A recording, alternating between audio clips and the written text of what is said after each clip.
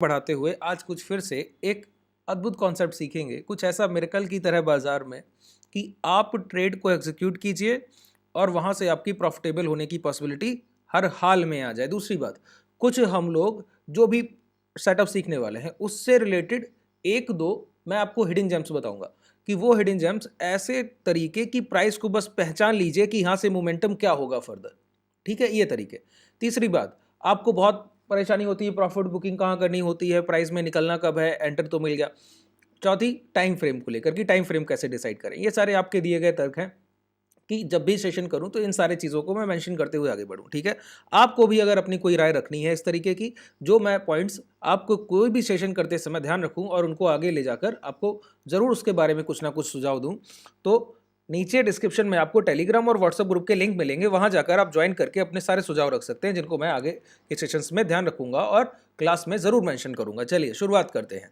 सबसे पहले हम लोग देखेंगे औसत मूविंग एवरेज को यूज़ करने का तरीका। ठीक है, मूविंग एवरेज की मैंने 2-3 सेशन किए हैं, उनके लिंक चाहिए तो टेलीग्राम चैनल को डिस्क्रिप्शन में जो है उसको ज्वाइन करिएगा ना, तो वहीं आपको मिल जाएंगे मूविंग एवरेज के कुछ वीडियोस वहां भी पड़े हुए।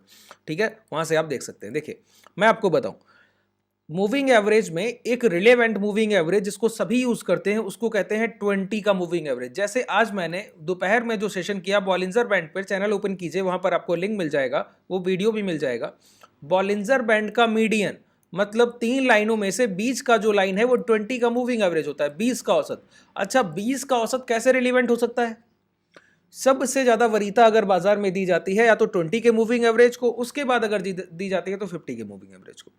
मैं 20 के मूविंग एवरेज को 50 के मूविंग एवरेज से कहीं ज्यादा आगे प्रेफर करूंगा।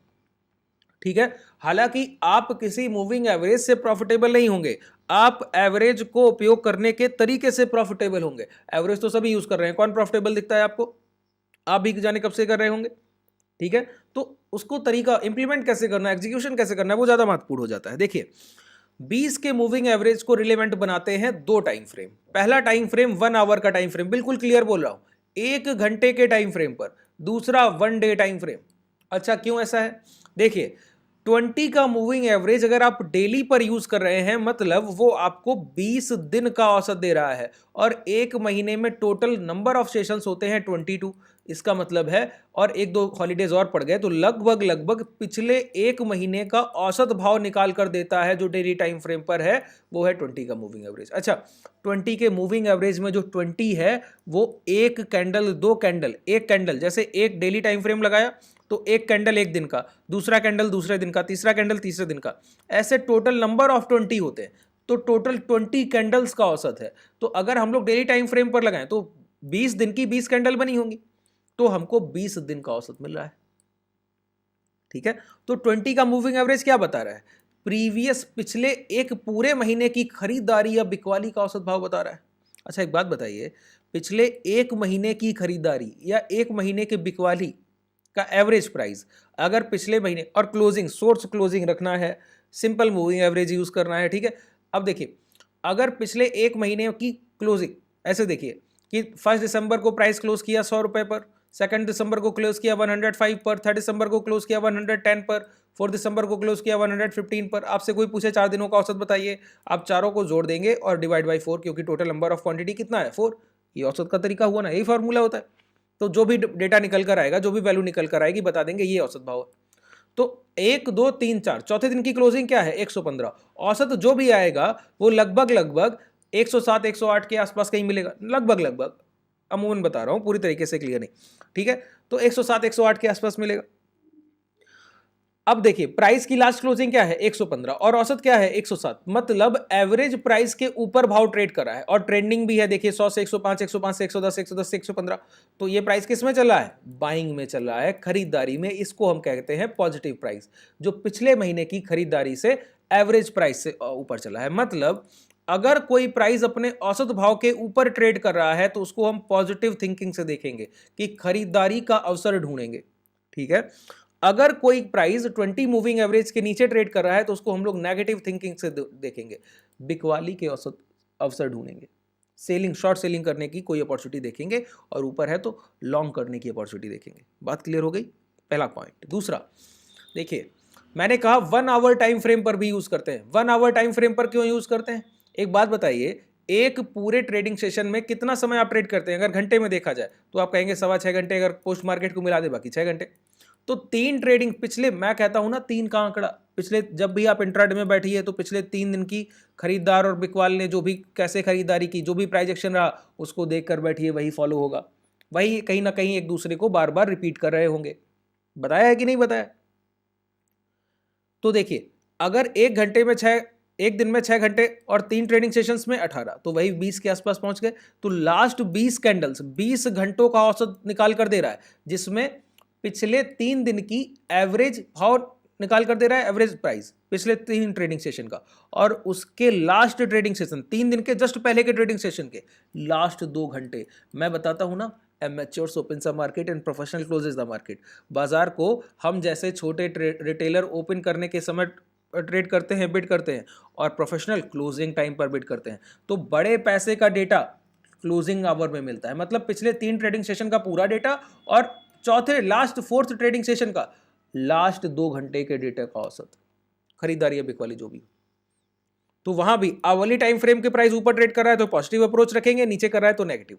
तो आज हम लोग सिर्फ बाइंग के बारे में सीखेंगे, शॉर्ट सेलिंग भी सीखेंगे, लेकिन बाइंग पर थोड़ा सा ज्यादा फोकस रखेंगे, शॉर्ट सेलिंग भी सीखेंगे, ऐसा नहीं, ठीक है। तो बाइंग के बारे में क्या सीखेंगे कि खरीदारी कब और कैसे करनी, खरीदारी कब और कैसे करनी। तो ठीक है, तो 20 के मूविंग एवरेज को डेली टाइम फ्रेम पर सबसे पहले तो प्लॉट कीजिए, और एक हैक बताऊंगा, जब तक वो नहीं जान लेते तो समझिए कुछ नहीं जाना है, क्योंकि वो जब बनता है तो काम करता है सर, ठीक है।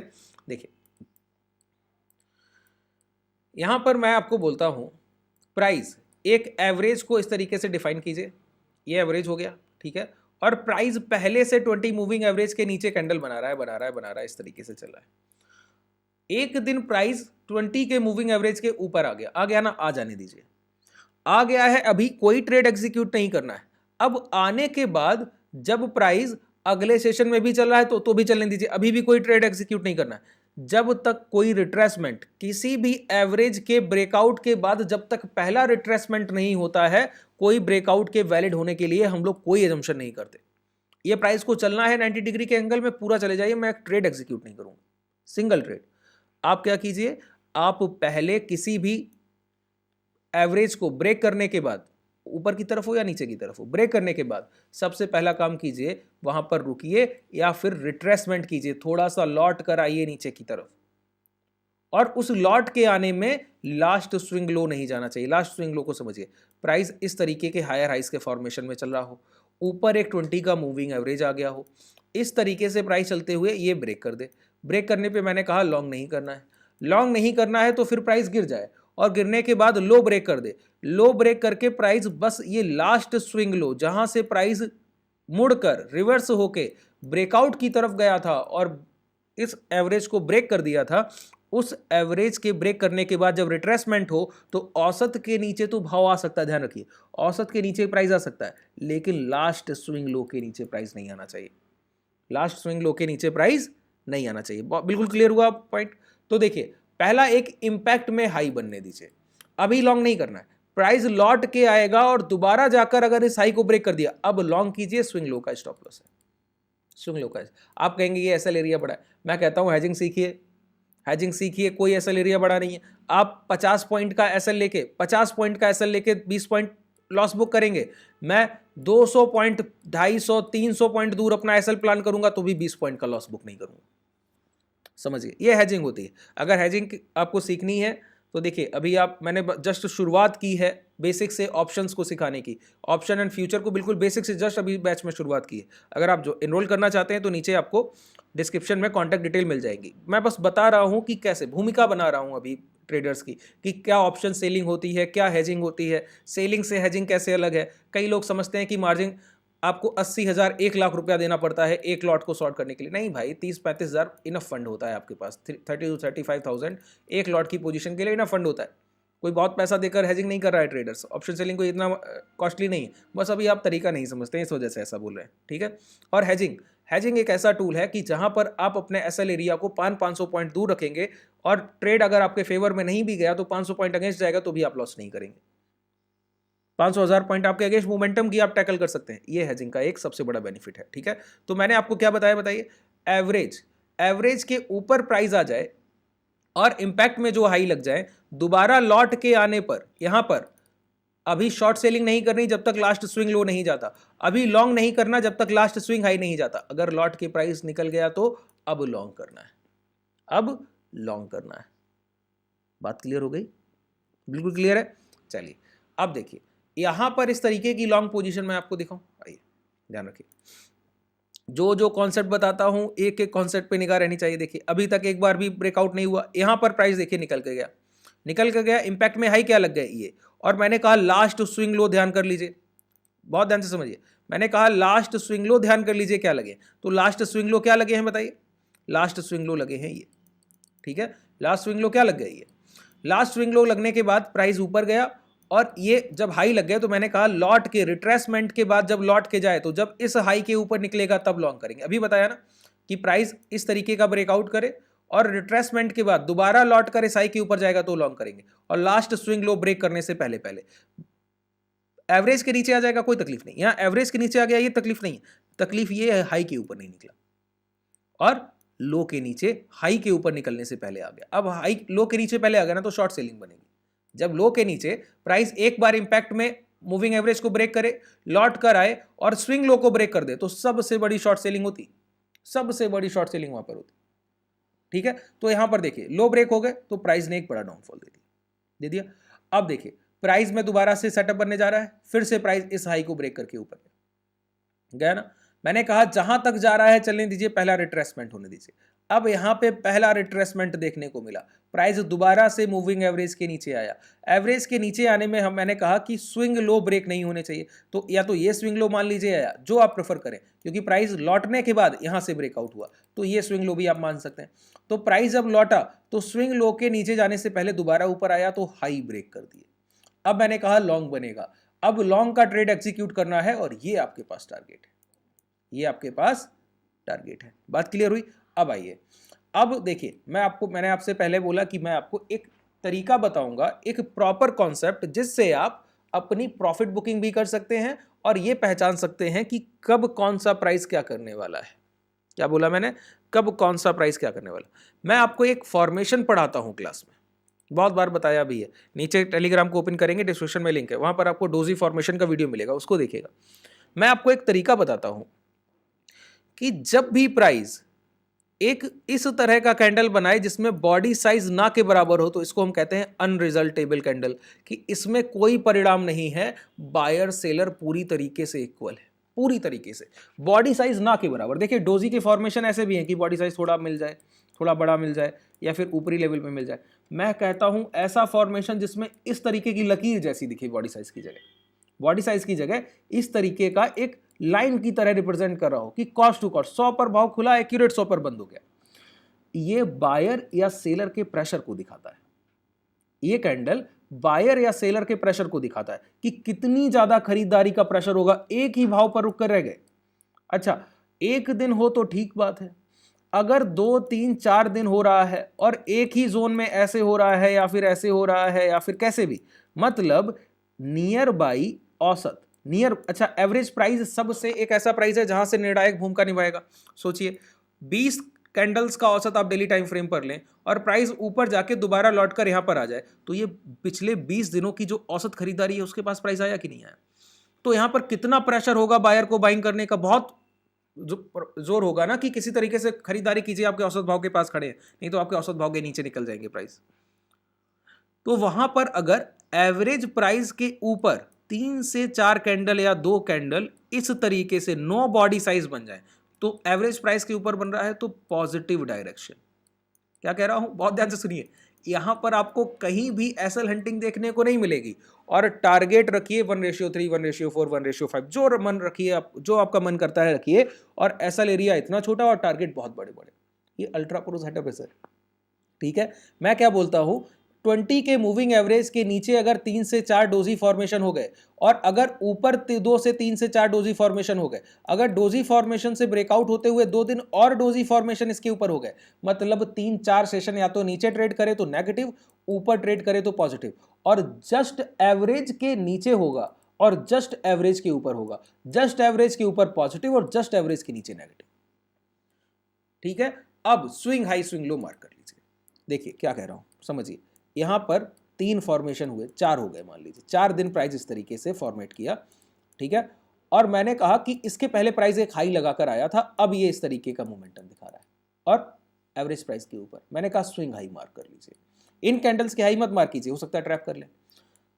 जैसे ही स्विंग हाई निकले लॉन्ग कीजिए, एसएल स्विंग लो। दूसरी बात, इस तरीके का प्राइस है, प्राइस नीचे आया और ऐसे जाकर यहाँ पर इस तरीके की कैंडल्स के फॉर्मेशन कर रहा है, मैंने कहा स्विंग लो मार्क कर लीजिए, स्विंग लो जो भी लग गए मार्क कर लीजिए। एक बार प्राइस निकले शॉर्ट कीजिए, आपके सामने टारगेट होंगे, छोटे मोटे नहीं बहुत बड़े टारगेट होंगे। दिखाओ 3 से 4 कैंडल बनती है मून, इससे ज़्यादा भी बनती, ठीक है, इससे ज़्यादा भी बनती और 3 से 4 भी बनती। और जिधर ब्रेक हो जाए, अगर स्विंग हाई नहीं जा रहा स्विंग उधर ट्रेड एग्जीक्यूट कीजिए, बिल्कुल प्रॉपर तरीके से कीजिए, कोई घबराने की बात नहीं, ठीक है। आइए दिखाओ, बहुत ध्यान से समझिए इन चीज़ों को। देखिए प्राइस ऊपर गया, नीचे लौट कर आया, स्विंग लो के नीचे नहीं आ रहा है। स्विंग लो के नीचे ना आने से पहले प्राइस ने 3 कैंडल मूविंग एवरेज के ऊपर इस तरीके से सॉरी माफी चाहूंगा, 3 कैंडल इस तरीके से बनाई, ठीक है। और 3 कैंडल्स के फॉर्मेशन देखिए मूविंग एवरेज के जस्ट ऊपर हो रहा है, जस्ट ऊपर। मैंने क्या कहा, स्विंग हाई को मार्क कर लीजिए। क्या प्राइस है ये, 44,900।